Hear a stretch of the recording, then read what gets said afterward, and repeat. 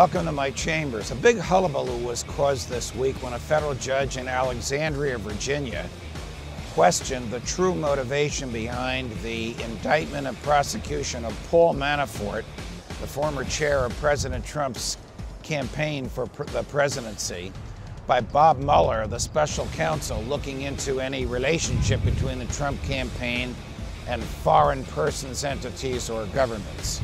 Mueller's in an unusual situation because he is a federal prosecutor appointed by the Justice Department designed to look for a certain class of crimes. But if he comes across other crimes not related to the ones he's looking for, he can do one of two things. He can pass them on to a local prosecutor, as he did when he discovered what he believed was wrongdoing on the part of the president's lawyer, Michael Cohen, here in New York City, or he can prosecute the irrelevant crime himself.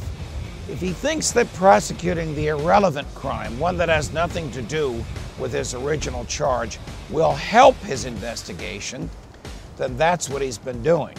So the prosecution of Paul Manafort, even though it's about alleged financial wrongdoing that began and ended before Donald Trump even ran for president, is largely an effort by Bob Mueller to put Manafort to the wall to see if he's willing to cry uncle and give testimony against Donald Trump. There's no surprise to that. That's the way prosecutors operate this way and these days. What was a surprise is when a federal judge called him out for it. What business is it of a judge what the prosecutor's true motivation is? Answer in a word, none.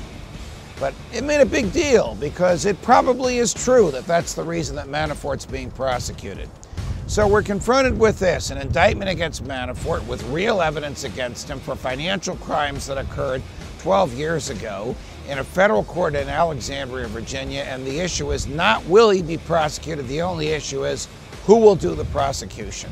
Probably in the weeds for the average non-lawyer in the United States, but for those of us who follow these things, we believe in the rule of law. And the rule of law says when federal prosecutors find wrongdoing, they ought to pursue it. And the judges ought to stay out of politics and keep their political opinions to themselves. Welcome to my chambers. Fight the good fight.